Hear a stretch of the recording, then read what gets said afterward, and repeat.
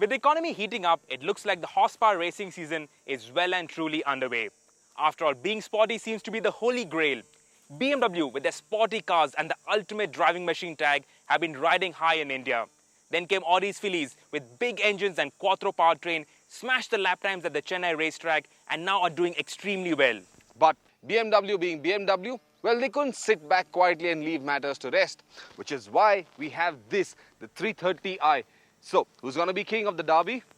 Well, we are keeping things simple today. We are back on our favorite section of road.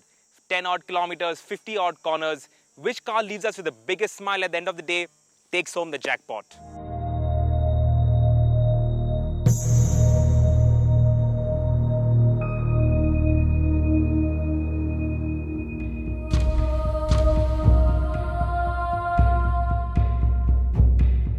The objective of this test is not to set a lap time. It's about driving pleasure and intensity. If the sight of a road like this makes your eyes light up, which car would you want to drive on it? Would you prefer the four-wheel drive all-rounder from Audi or the focused rear-wheel drive of the BMW? As for me, I'm gonna settle for the BMW.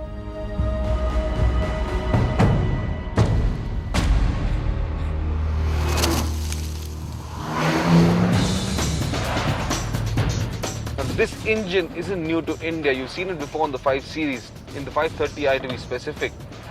But now BMW have gone and plonked that engine into the 330i. So this inline 6-cylinder, 3 litres, makes about 250 horsepower and about 300 Newton meters of max torque. Pretty powerful, but from reading the spec sheet, it isn't as powerful as the Audi A4 3.2. But with 250 horses, who's complaining? And all that power comes in this huge blaze of glory. And I actually think this car is a much nicer car to drive than the 530i. BMW enthusiasts will also appreciate that the 330i comes with a 6-speed paddle shift gearbox, so you get these paddles behind the steering wheel. And while gear shifts are not as quick as the DSG gearbox, I'll admit that, they nevertheless in the BMW are very quick and make this a very fast car. The gearbox is ideally matched with the torque curve of this 3-litre engine. Then of course, there is this heavenly soundtrack. The steering is light. In the city it feels very comfortable to drive and maneuver the car with. And out on the highways, it does become heavier. It gains weight, feels much nicer, much more enthusiast driven, much more dynamic. Of course, you shouldn't forget to say this, it's bloody precise. Puts the car exactly where you want it to. However, where handling is concerned, because this is a rear-wheel driven car, you better know what you're doing because there is a lot of power. And every time you come on the gas, well, the rear does tend to step out. Of course, traction control keeps it in place. And rear-wheel drive does make it a lot of fun. But you just don't want to overcook things, especially in the twisties. As much as the handling is fun, sadly, the ride quality isn't. That's because the 330i rides on 275/45 17-inch tires. And because it's got such a low profile, well, you're bound to have harsh ride quality. And then the suspension, the setup is very rigid and very, very hardened. That just adds to this very uncomfortable ride quality. So on several occasions you could find yourself bouncing around corners, and worse still, you crash into potholes or surface abrasions. Certainly not the most comfortable car to be driven in, though where handling is concerned, that kind of a suspension setup, impeccable.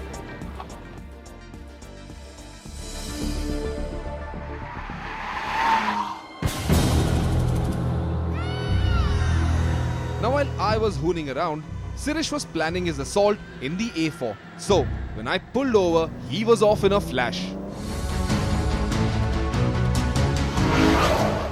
Now if you remember in January, we took the A4 to the track in Chennai. We put the V-Box on it, we lap timed it, and surprisingly the A4 was quicker than the TT.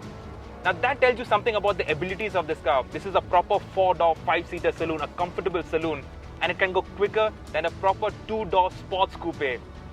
Fantastic. A fast car when you want to drive fast, a comfortable car when you just want to go to work.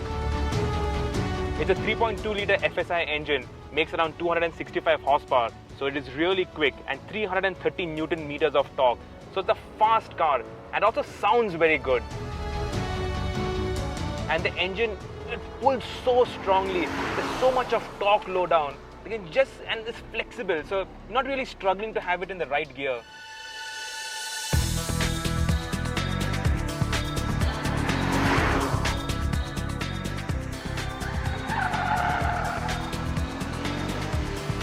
As you can see, there's a lot of grip, and that's because it has quattro four-wheel drive.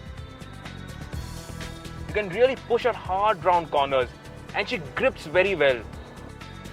But the thing that you can't do with quattro is make the tail slide around. Unlike the BMW where you can switch off traction control and get the rear to step out a bit, here you can't do that.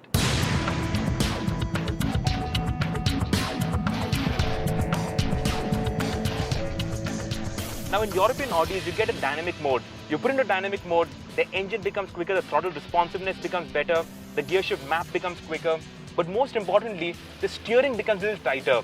And that's what you need. When you're flying up these roads, you need a steering that is a little bit more tight. This light steering, it is great for the city.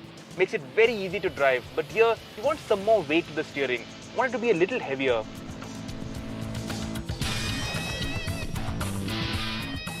Now, beautiful thing about this car is its ride quality.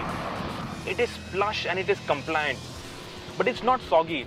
Now, a plush car doesn't have to mean that it doesn't handle. In fact, when you're going around these corners, because it is bumpy, now if you have a super stiff car, it tends to throw the car all over the place. And you have to slow down because the car just flies off the corner. Here, the suspension absorbs the corner, it absorbs the bumps.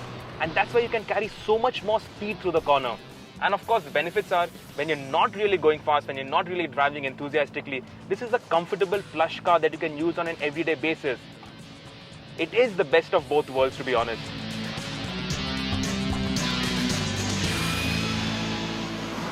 But you know what, Sirish? I must admit, I do like the A4 just that bit more than the 330i. And I agree with you. The 330i with the new engine, it's a great fun car to drive. It is fast, it is extremely powerful, and with rear-wheel drive handling, it is extremely involving. In fact, if you're looking for performance on a budget, you cannot go wrong with the 3 Series. But as a well-rounded, thoroughbred automobile, the A4, that still takes the cake. And that's why that takes home the OVERDRIVE Derby today.